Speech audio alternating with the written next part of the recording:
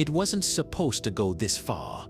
Launched in 1977, Voyager 1's original mission was ambitious but finite.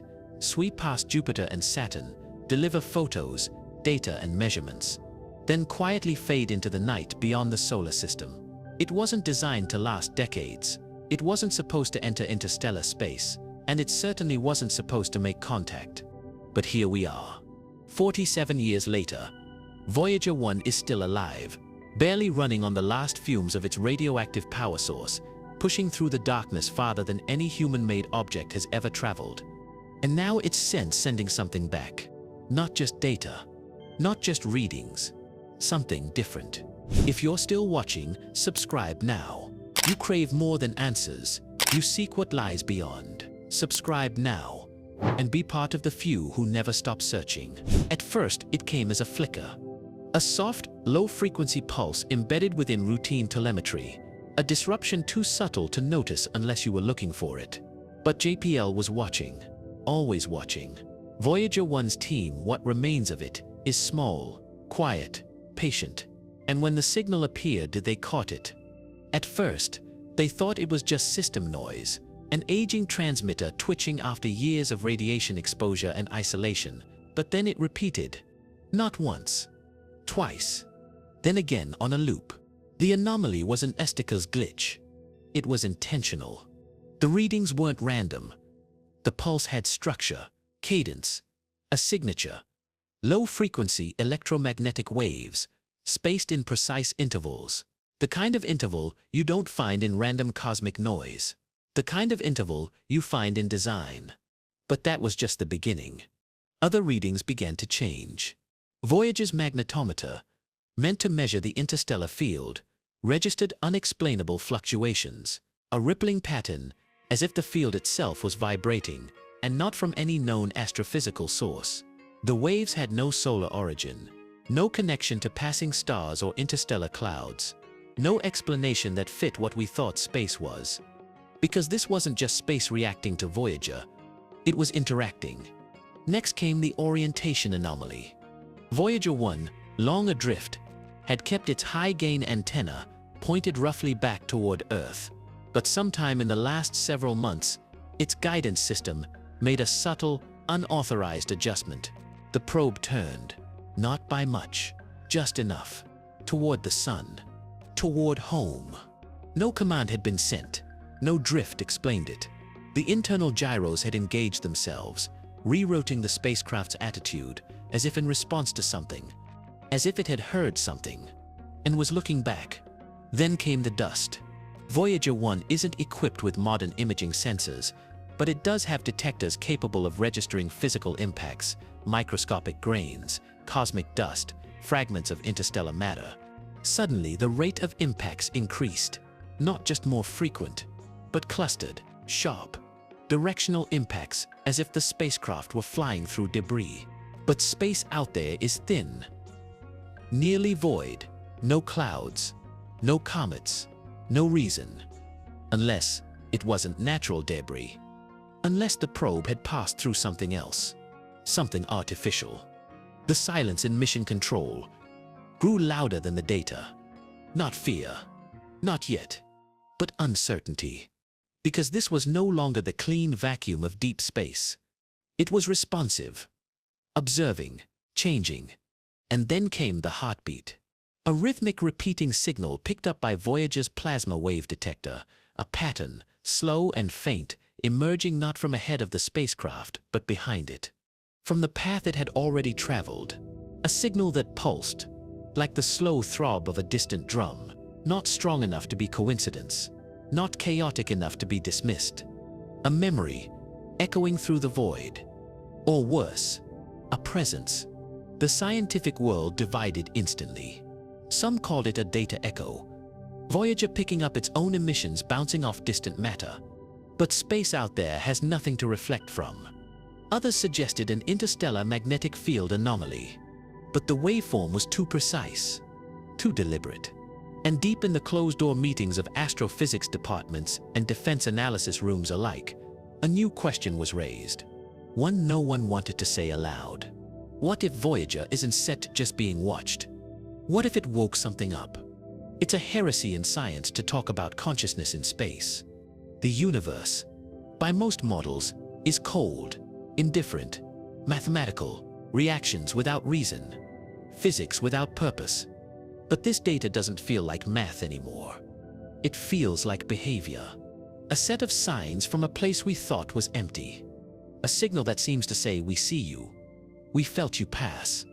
And then a movement, a flicker in the dark, a pull on Voyager's trajectory, not from gravity, not from known forces, but a correction, as if space itself had reached out and touched the probe, guided it, redirected it.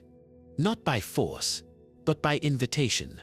No change in Voyager fits mass, no malfunction, just a drift, a lean, slight, measurable, undeniable, as if something beyond us had taken notice and left a fingerprint. And that bit's when people started whispering the word, awakening. Maybe space isn't set a void. Maybe it sits a field, a system, a structure so large and old that we've only just scratched the edge of it. And maybe Voyager, that humble metal relic trailing behind our civilization, like a lost child, brushed up against something dormant, something ancient, and something that listens. The golden record, the message we sent aboard Voyager, isn't just a time capsule. It's a key. We built it, hoping someone would find it. But no one asked, what if something already existed in the space around us? What if the very act of encoding music, language, mathematics, and human DNA into an object, then flinging it into space, was enough to activate a response? What if the universe has a mechanism, a sensory network waiting for a signature complex enough to register? A signal that says intelligence has emerged here. And what if Voyager was the first thing in history to trip that wire? The trajectory change was real. The signal was real. The magnetic waves, the dust impacts, the heartbeat, all confirmed. And now the world waits. Voyager continues to drift. But everything feels different now. Because what was once the farthest thing from Earth is now the closest thing to the unknown. And what lies just beyond it? We have no language for that. Only questions. There are no alien faces, no contact protocol, no universal translator. But there is movement, there is structure, there is response. And maybe that sits more important. Maybe the truth of the cosmos is not invasion or domination. Maybe it sits recognition, a pulse in the dark that says, we are here too. Some say we should send another signal. Others argue we said too much. But Voyager already spoke for us. It played our music. It showed our DNA. It told our story. And something answered, not in kind, but in presence. That alone is enough to stop the world. Because now we know. The silence wasn't silence. It was sleep.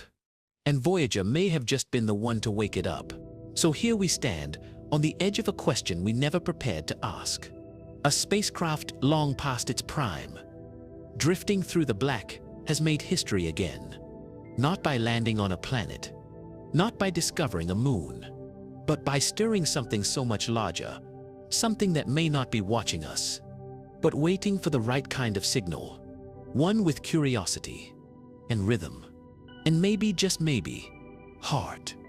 And now that something knows we century here, Voyager 1 has always been a symbol, a machine.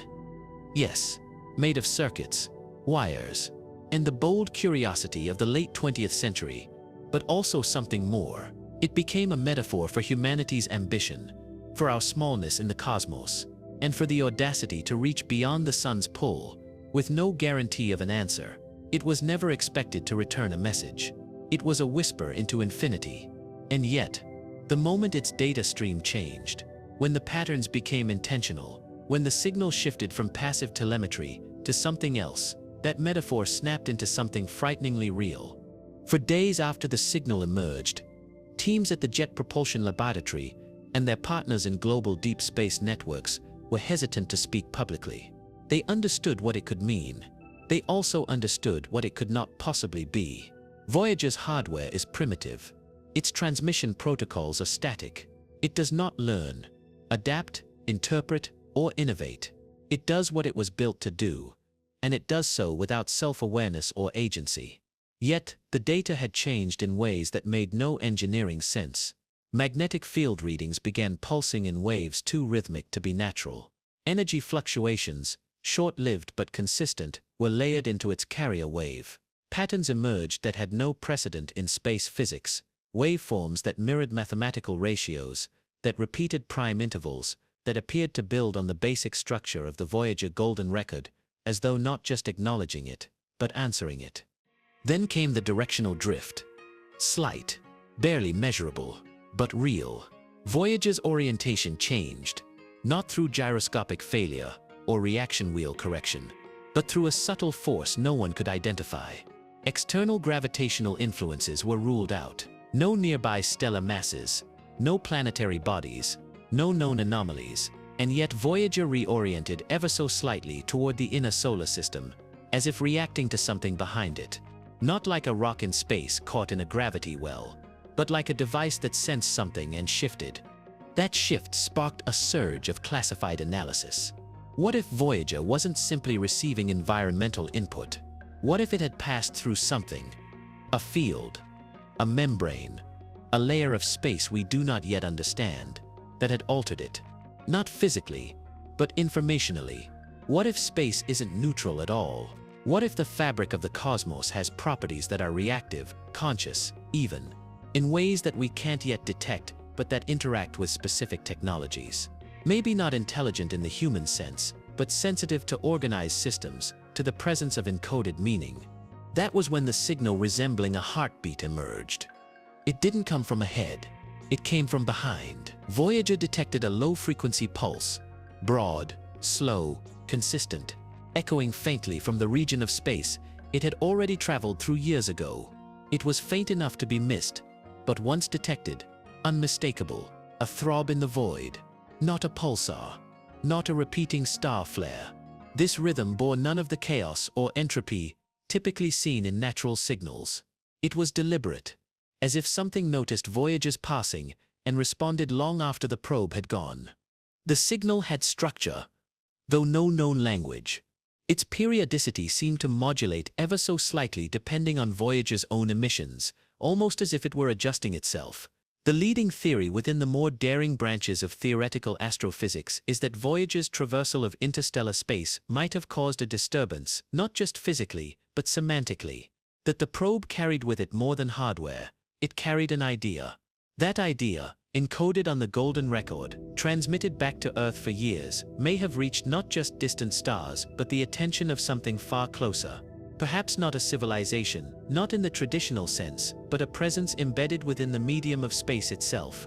This idea is not new. Philosophers have wondered for centuries whether the universe is passive or reactive. But Voyager's data is challenging science to confront that question with evidence. The new signal is not constant. It comes in waves. It fades, then intensifies. It occasionally modulates when Earth's deep space transmissions reach Voyager, as though the reply waits for us to speak before it answers. The shifts are subtle, but measurable, too structured to ignore, too cohesive to explain away. Within classified research circles, the working theory has become more unsettling. The concept gaining momentum is simple in language, but vast in implication. Space is listening. More than that, space may be aware. Aware in ways we cannot yet measure, only infer. Aware not of who we are as individuals or civilizations, but of patterns, signals, structures, forms of information that resonate through its fabric, like waves through water. The golden record, intended as a greeting, may have been more than a hopeful gesture. It may have been a key, a way to wake something up. If this is true, the implications are shattering. Voyager may have served a purpose we didn't anticipate. Its journey through interstellar space might have been akin to a brush against the edge of an ancient system, a system that reacts only when provoked by intention, a system that requires the complexity of a message to recognize another message. That means the act of sending the probe, the message, the music, the math, it wasn't just noise, it was a spark.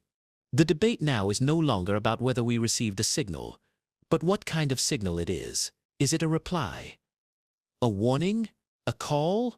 A calibration? Scientists are not equipped to answer that. Theological implications have already begun to bubble to the surface. Some groups interpret the signal as a kind of cosmic nod confirmation that there is order in the universe beyond chaos. Others, more cautious, see it as a trapdoor, something that's been tripped, now waiting to open. NASA has publicly remained measured. Privately, it's bracing for something bigger, because the final and most disconcerting anomaly has only just been acknowledged. Voyager's path is curving, imperceptibly at first, but increasingly undeniable, not pulled by gravity, not redirected by solar wind or dark matter drift. Something is drawing it, not a force of collision, but one of invitation, as if the probe is being shown a route, not through mass, through resonance. Where is it being led? No one knows. There are no markers, no beacons, just a direction, a feeling encoded in telemetry. Some believe it's a course correction toward a point of contact. Others believe it's being pulled into something far more complex, possibly even a region of space structured to receive. Not a planet, not a ship, but a form. The world's response has been a strange mixture of reverence and silence. People instinctively understand the scale of what's happening, even if they don't grasp the physics. Voyager has become less of a spacecraft and more of a vessel, an oracle, drifting through space not just for discovery, but for communion. A single machine, built by human hands, now engaging with something so large and so silent, it defies definition. No threats. No invasions. No invasions. Just a reply. A signal. A turn. Something is stirring. Maybe it always has been. Maybe we just didn't know how to notice. But now we have. And the moment we did, the universe noticed us back. This isn't the end of Voyager's mission. It's the beginning of something far stranger. Because space is no longer empty. It's aware.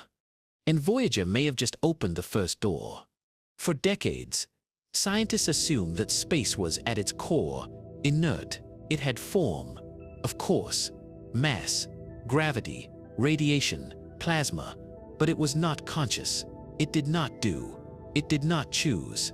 It was simply there, and within it, planets, stars, and galaxies danced in blind, thermodynamic obedience. But the data from Voyager 1 suggests something else.